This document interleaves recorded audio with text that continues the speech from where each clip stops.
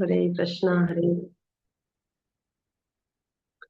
Krishna Krishna Hare Hare Hare Ram Ram Ram Hare Hare.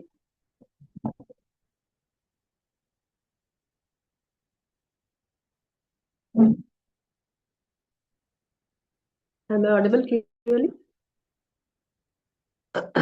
Yes, Mataji, perfectly audible.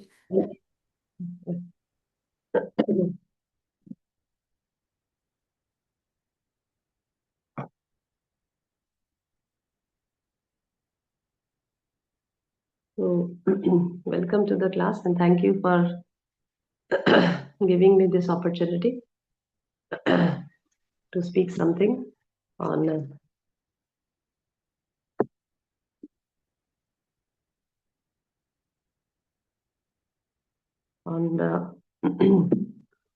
balancing between material and spiritual life. That is the topic. So those who are sitting in front of the mobile or laptop can switch on their cameras. जो लोग सामने बैठे हैं तो please अपना video on करें, तो class will be more personal. Otherwise it will look like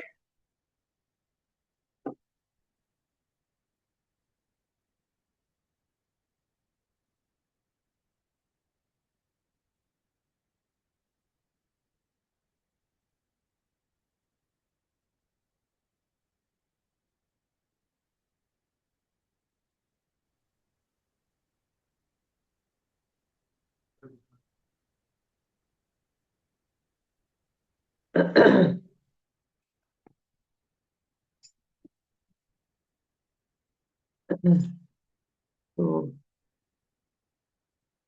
आप सभी, मैंने ऐसा सुना कि आप सब गर्ल्स हैं, कुछ माताजीज हैं और ज्यादातर गर्ल्स हैं जो कॉलेज में पढ़ाई करते हैं।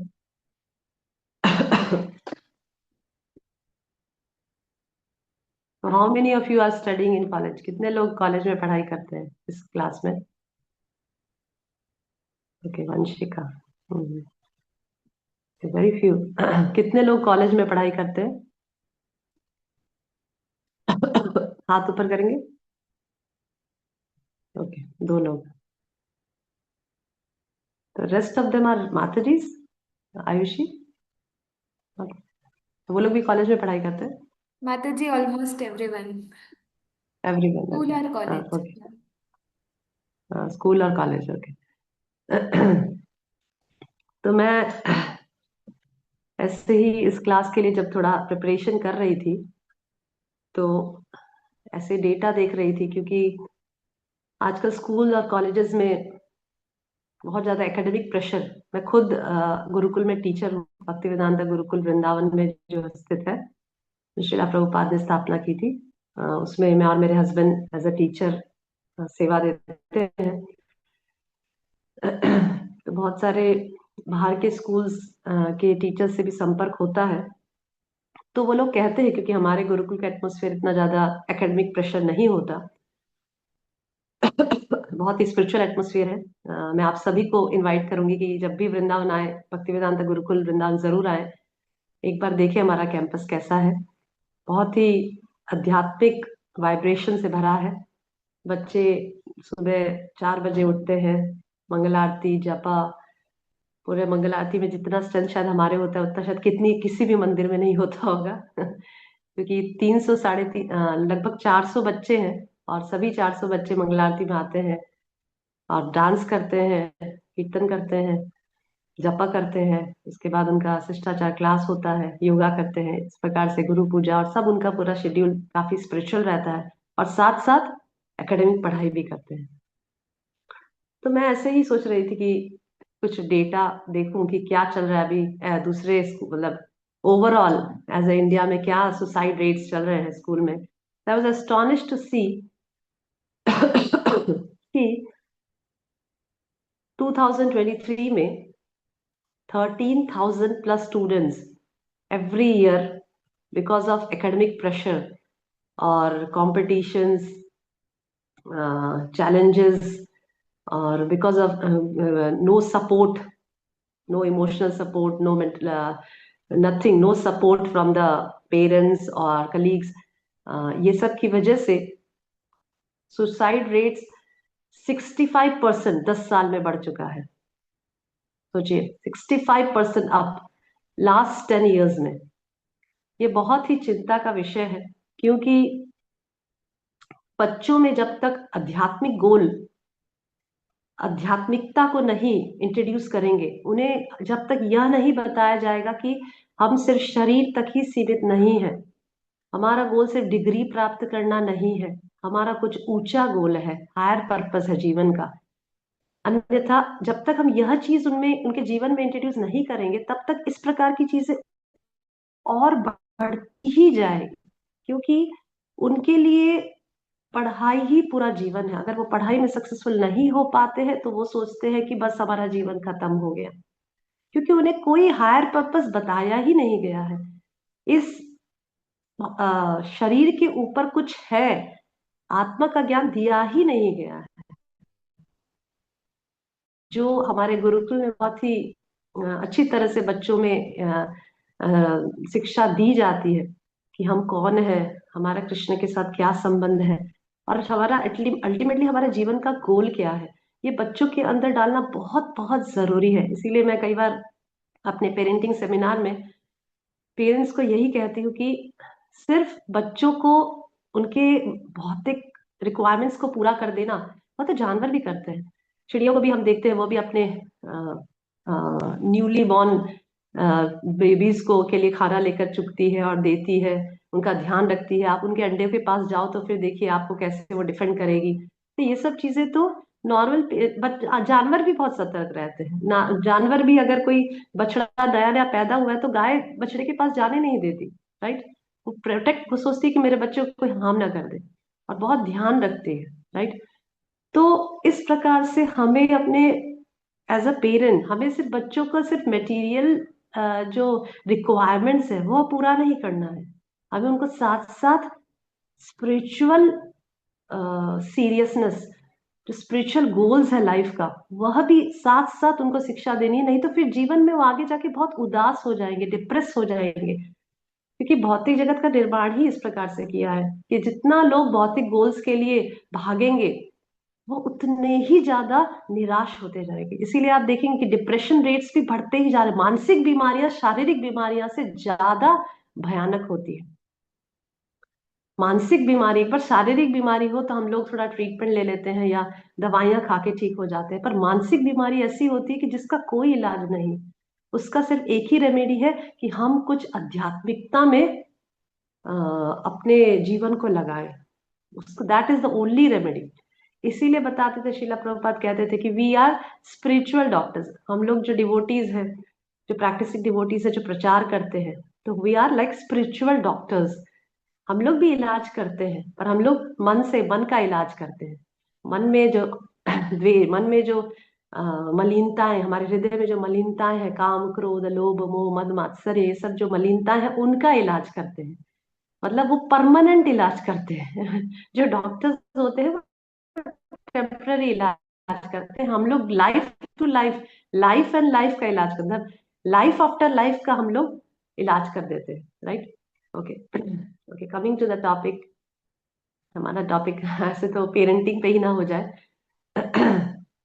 तो इस प्रकार से हम देखते हैं, आप सभी गर्ल्स हैं, पढ़ाई करते हैं, तो इसीलिए अपने जीवन में आध्यात्मिकता को लाना बहुत जरूरी है, राइट। वही हमारा टॉपिक है कि how to balance material life and spiritual life.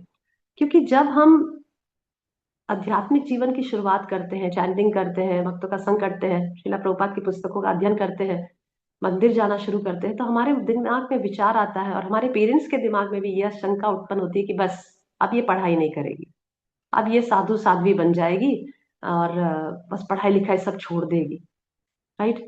तो इस प्रकार का विचार एकदम गलत है। इसी इसी चीज को हम इस क्लास में डिस्कस करेंगे, थोड़ा पहले से जाके। मुझे क्षमा करिएगा, मुझे एकदम से बहुत स्टेप बाय स्टेप जाने की आदत है, because I am a teacher, तो I teach like that only. Very step by step systematic. Okay. तो जीवात्मा जो है वो ओरिजिनली स्पिरिचुअल है, सच्चिदानंद है। जैसे भगवान सच्चिदानंद है, वैसे जीवात्मा भी सच्चिद आनंद। सत मीन्स इटर्नल, चित मीन्स ज्ञानमय, और आनंद मीन्स ब्लिसफुल। वो प्योर है, उसमें किसी प्रकार की कोई मलिनताएं नहीं है। राइट। इस प्रकार से, पर जीवात्मा, दो प्रकार के जीवात्मा है। एक तो वैमुख्य और एक है सैमुख्य। कुछ कोई लोग नोट्स बनाना चाहे तो बना सकते हैं, मैंने भी नोट्स बनाया है हर एक क्लास के लिए।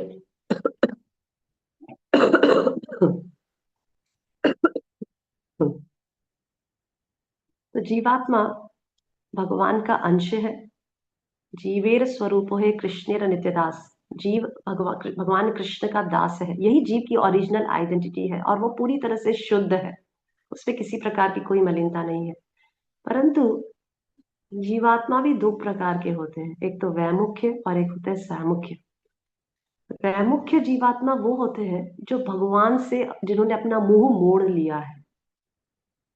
और सैमुख्य जीवात्मा वो है जो भगवान के सामने खड़े हैं, जो भगवान के निर्देशों का पालन करते हैं और भगवान के आदेशों के अनुसार चलते हैं, उनका पूरा जीवन भगवान को समर्पित है। वो है सैमुख्य जीवात्मा। राइट।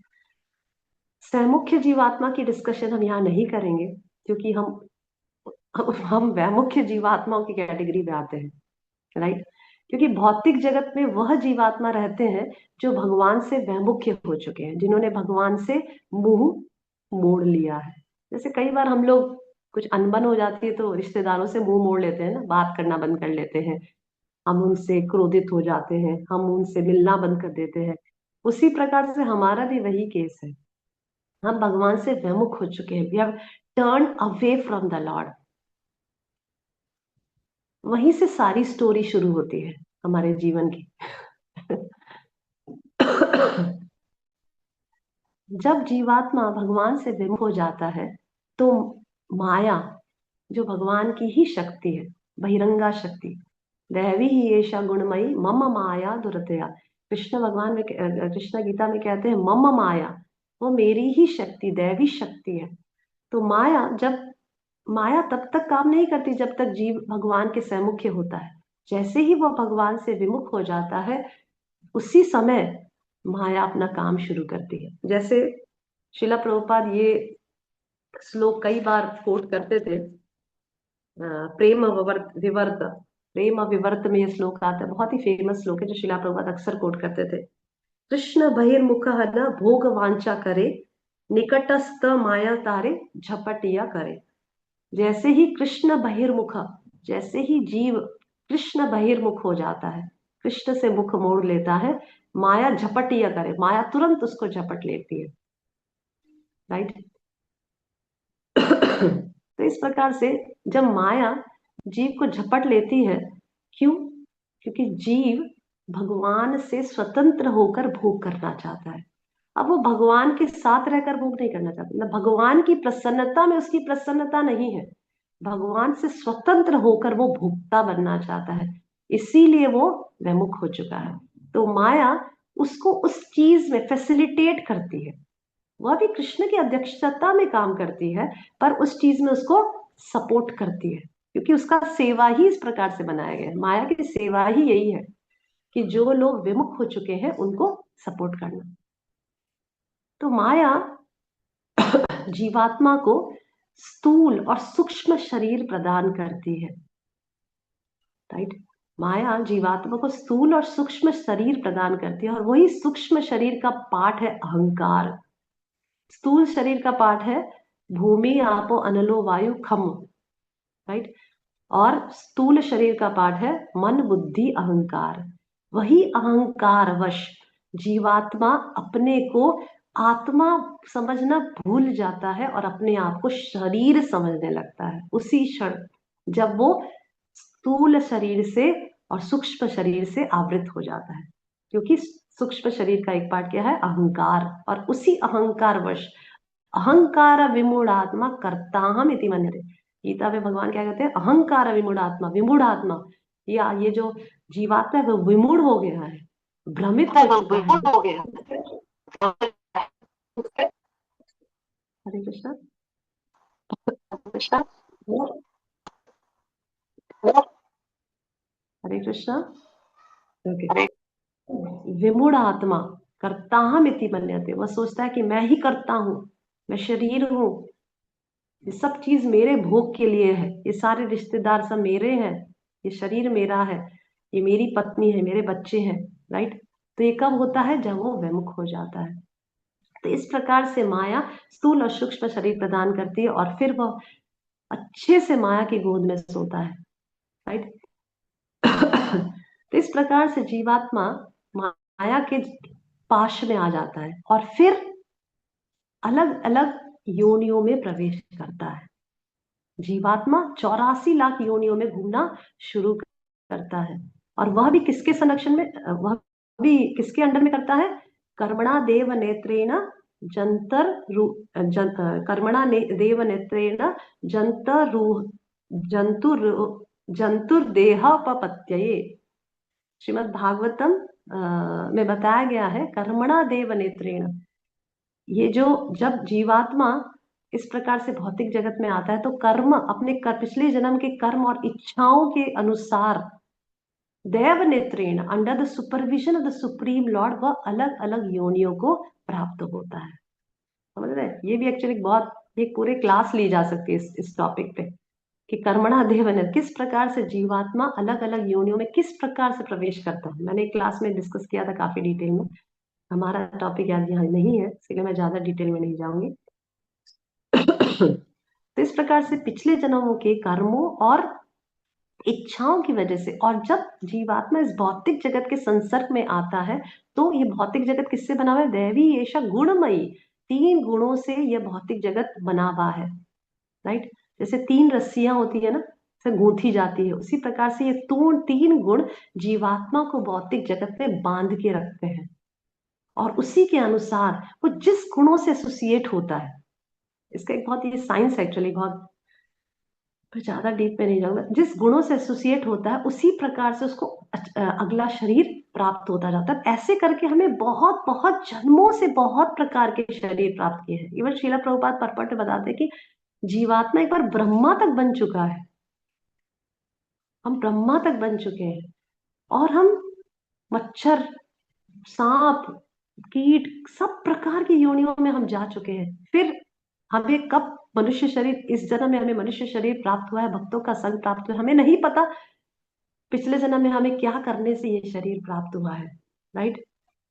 पर जीवात्मा ऐसे अनेकों अनेकों स्पीसीज में घूमता है, ऐसे 84 लाख योनियों में जीवात्मा घूमता रहता है। शिला प्रभुपाद उदाहरण देते हैं रेसिडेंशियल क्वार्टर्स का, भगवत गीता में 7वें अध्याय समथिंग लाइक दैट में शिला प्रभुपाद कहते हैं कि it's like a residential quarters. जैसे हम लोग कहीं जाते हैं तो भाड़े पे मकान को हायर करके रहते हैं, ठीक है, कुछ समय तक रहते हैं फिर उसको छोड़ देते हैं और फिर दूसरे भाड़े के मकान में चले जाते हैं। उसी प्रकार से जीवात्मा एक शरीर एक्वायर करता है जब तक उसका वो ड्यूरेशन होता है और फिर उस शरीर के एक्वायर करके वह कुछ कर्म करता है, कुछ इच्छाएं करता है, गुणों के साथ एसोसिएट होकर, और फिर उसे दूसरा जन्म प्राप्त होता है उसके कर्मों के अनुसार, उसकी इच्छाओं के अनुसार। राइट।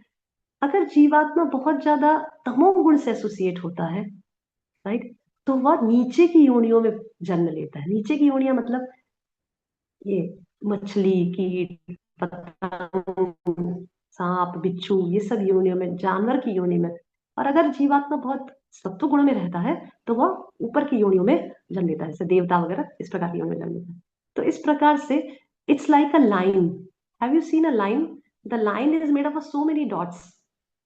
लाइन, एक लाइन जो होती है वो इतने सारे डॉट्स से बनी रहती है। राइट। हमारा जीवन भी ऐसा ही है। हमारा जीवन भी एक लाइन के समान, एक स्ट्रेट लाइन जो बहुत सारे बिंदुओं से बना हुआ है और वो हर एक बिंदु हमें एक जीवन को संबोधित करते हैं। ऐसे हम अनेक जन्म ले चुके हैं, एक लाइन की तरह है, खींची जा रही है, आगे खींची जा रही है, खींची जा रही है। और वो लाइन स्टॉप कब होगी? जब हम आध्यात्मिक जगत को प्राप्त हो जाएंगे, तब तक वो लाइन चलती ही रहेगी। राइट। तो ऐसे लाइन चलते चलते चलते चलते फिर भगवान हमें मनुष्य शरीर प्रदान करते हैं। श्रीमद् भागवतम 11.9.21 में सुखदेव गोस्वामी बताते हैं, लब्ध्वा सुदुर्लभम इदम बहु संभवान्ते। लब्ध्वा सुदुर्लभम इदम बहु संभवान्ते। बहु संभवान्ते means after many many births. लब्ध्वा सुदुर्लभम, एक जीव को मनुष्य शरीर प्राप्त होता है, बहुत दुर्लभ। लब्ध्वा सुदुर्लभम, बहुत दुर्लभ है ये मनुष्य शरीर प्राप्त करना, जिसको हम बड़ी आसानी से ईट मैरी एंड एंजॉय करके इसको जाने देते हैं। तो भगवान कहते हैं कि अरे ये तो दिस इज अ चांस, एक मौका दिया जाता है कि भाई सुधर जाओ, समझ जाओ। क्योंकि मनुष्य जीवन का एकमात्र उद्देश्य है, जब जीवात्मा मनुष्य शरीर में बैठ जाता है, जैसे रेसिडेंशियल क्वार्टर्स में जाके हम कैसे रहने लगे, उसी प्रकार से जब जीवात्मा मनुष्य शरीर प्राप्त करता है तो सिर्फ उसका एक ही कार्य होता है, अततो ब्रह्म जिज्ञासा, ब्रह्म की जिज्ञासा करना। मैं कौन हूं, मैं इस भौतिक जगत में क्या करने के लिए आया हूँ, मुझे क्यों दुख हो रहा है, मुझे ठंडी क्यों लग रही है, मैं ठंडी मुझे पसंद नहीं है। हमारे वृंदावन में ठंडी बहुत पड़ती है, मुझे ठंडी बिल्कुल पसंद नहीं है। फिर भी हमें ठंड सहन करनी पड़ती है। बहुत सारी चीजें हमें नहीं पसंद आती, फिर भी हमें सहन करनी पड़ती है। तो मनुष्य जीवन में ये सब सोचने के लिए बना है कि भाई मुझे पसंद नहीं है, फिर मुझे क्यों सहन करना पड़ रहा है। ये सृष्टि का चलाने वाला कौन है। सूर्य उदय होता है, चंद्रमा अपने आप टाइम पे रात में आ जाता है, सूर्य अस्त होते ही चंद्रमा का उदय होता है, सितारे आ जाते हैं। ये सब चला कौन रहा है, ये सब प्रश्न हमारे दिमाग में मनुष्य योनि में आना चाहिए। That is the real purpose of human form of life, to think about the supreme Lord, because that is the only, वो एकमात्र हमें मौका दिया जाता है। जैसे बहुत बड़ा सागर है, तो उसको पार करने का एकमात्र सहारा क्या है, नौका। उसी प्रकार से इस भौतिक जगत को एक सागर से कंपेयर किया, भव सागर, और मनुष्य जीवन एक नौके के समान है। और उसका जो कैप्टन कौन है, अगर किसी ने श्रीमद् भागवतम में बताते हैं श्लोक में कि मनुष्य जीवन एक नौका के समान है, और उसका जो कैप्टन है वो हमारे गुरु, हमारे स्पिरिचुअल मास्टर है। और उस नौका के लिए जो अच्छी फेवरेबल जो विंड्स चाहिए, ताकि वो नौका अच्छे से चल पड़े। क्योंकि अगर विंड्स, अगर जो हवा है वो बहुत ज्यादा तेज आंधी आएगी तो क्या होगा, नौका डूब जाएगी, राइट। और अगर उसका जो कैप्टन है वो ही गड़बड़ है तो भी नौका डूब जाएगी, राइट। तो इसीलिए मनुष्य जीवन को एक नौके से कंपेयर किया है श्रीमद् भागवतम में। और उसका जो गुरु, उसके जो गुरु है, उसके जो सॉरी कैप्टन है, वो है हमारे गुरु, जो हमें मार्गदर्शन देते हैं। और जो फेवरेबल विंड्स है, जो नौका को सही तरीके से चलने में मदद करती है, वो है इंस्ट्रक्शंस फ्रॉम स्क्रिप्चर्स, शास्त्रों के निर्देश। इस प्रकार से वह नौका इस भवसागर को पार कर सकती है। तो मनुष्य जीवन का यही उद्देश्य बताया गया है। परंतु समस्या कहाँ पर आती है, समस्या यहाँ पर आती है कि करोड़ों मनुष्य जीवन तो प्राप्त हो गया, यह भी पता चल गया कि भाई मनुष्य जीवन का अर्थ एक ही है, अथतो ब्रह्म जिज्ञासा, भगवान के बारे में जानना, भगवान की भक्ति करना और भगवत धाम जाना। पर समस्या कहाँ आ रही है, समस्या यहाँ पे आती है कि करोड़ों करोड़ों जन्मों से हमने इंद्र तृप्ति के अलावा कुछ किया ही नहीं है। हमने अपने इंद्रियों को तृप्त करने के लिए ही काम किया है। तो वो आदत चली जाएगी क्या? क्या एक बार जब जीवन लेने से वो आदत चली जाती है?